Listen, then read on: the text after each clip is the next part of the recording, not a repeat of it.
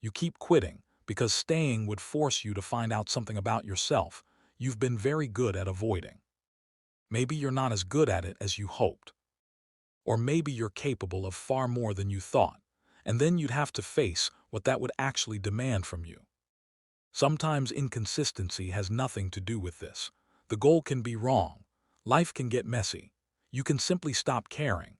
But when the same start, struggle, and reset follows you from one goal to another, pay attention to what happens right before you pull away. You research the best method, rebuild the routine, download a new tool, change the schedule, watch another tutorial, tell yourself you're getting ready to do it properly. All of those things can be useful. But watch what happens when getting ready becomes easier than finding out how you're actually doing. You stay busy, refine the plan, improve the setup. The one action that could tell you something uncomfortable keeps moving further away. The problem may not be the effort itself. It may be what the effort could reveal. And that tiny delay matters more than it seems. Imagine someone who wants to write a novel. She isn't doing nothing. She studies story structure, rebuilds the outline, compares writing systems, switches software, takes another course on character development, creates a research archive, reworks the opening before the middle even exists. From the outside, it looks serious, and some of it genuinely is useful. Then she writes enough pages to see a problem.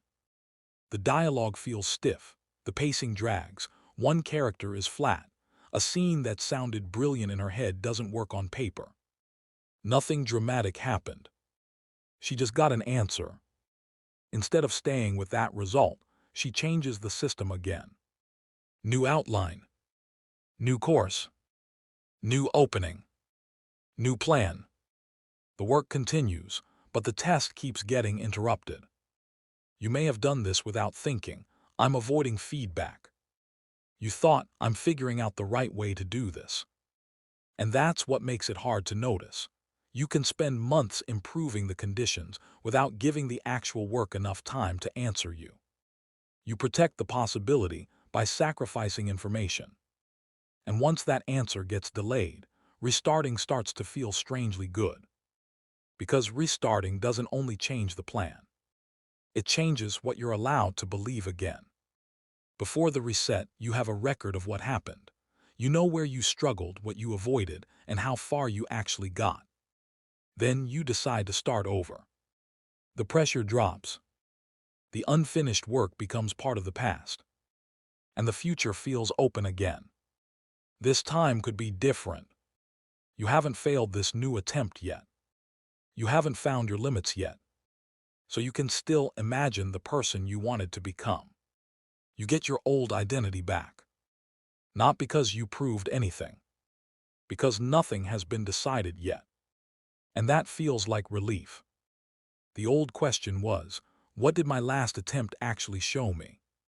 The new one is, what if this time is different? That second question is easier to live with because nothing has answered it yet. You're not necessarily escaping the goal. You're escaping the version of yourself that the last attempt was beginning to show you. And once that version disappears, there's an easy way to protect the new one. Make the goal huge. A fresh identity usually comes with a promise big enough to prove it. So instead of saying, I'll come back tomorrow, you say, this time I'm changing everything. You build a routine that leaves no room for a bad day. For a few days, that feels powerful. Because the goal isn't just a routine anymore. It's a test of identity. So when Tuesday goes wrong, Tuesday doesn't feel like one bad day. It feels like evidence that the person you were trying to become didn't show up. And once a mistake starts meaning something about you, another reset becomes tempting. Next Monday, new schedule, fresh start, another identity that hasn't been tested yet. That's why a smaller commitment matters for more than productivity. It gives imperfection somewhere to live. You can miss without needing a new story about yourself. You can have an off day without turning it into proof that the whole attempt failed. The useful question becomes much smaller. Do I come back? Not, am I disciplined enough? Not, do I have what it takes?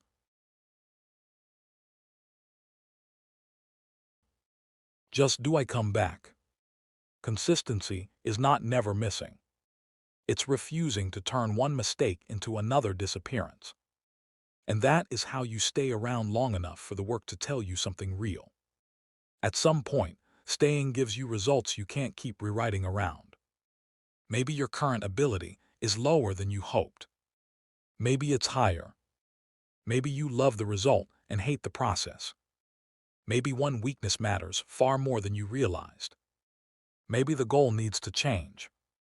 None of that reveals some permanent, hidden true self. It gives you a clearer picture of where you are right now, what needs work, what fits you, and what might need to change. That's why the most dangerous thing about finishing isn't failure. It's information. And finishing is only one way to get it. Repeated practice can tell you something. Returning after a bad week can tell you something. Staying with one approach long enough can tell you something. Eventually, the question changes. Not, how do I keep believing I could do this? But what is this actually showing me? And this is where the pattern turns back on you. The next time you catch yourself researching one more method, rebuilding the system, making the goal bigger, or waiting for another perfect Monday, notice what you're buying with that reset. Maybe you really need a different approach. Or maybe you're buying more time before the work gets a chance to tell you something you'd rather keep uncertain. Because there is a version of you that can always say, maybe I could. As long as the experiment stays unfinished, that version never has to be corrected. And that can feel strangely safe. You never have to discover that you were wrong about yourself. You never have to discover that you were right, either. So what are you protecting? Maybe you're protecting the possibility that you could still become the person you imagined. But every reset keeps the answer out of reach. So ask yourself one last time. What would you discover if you actually stayed? Because the hardest part may not be finding out that you can't do it.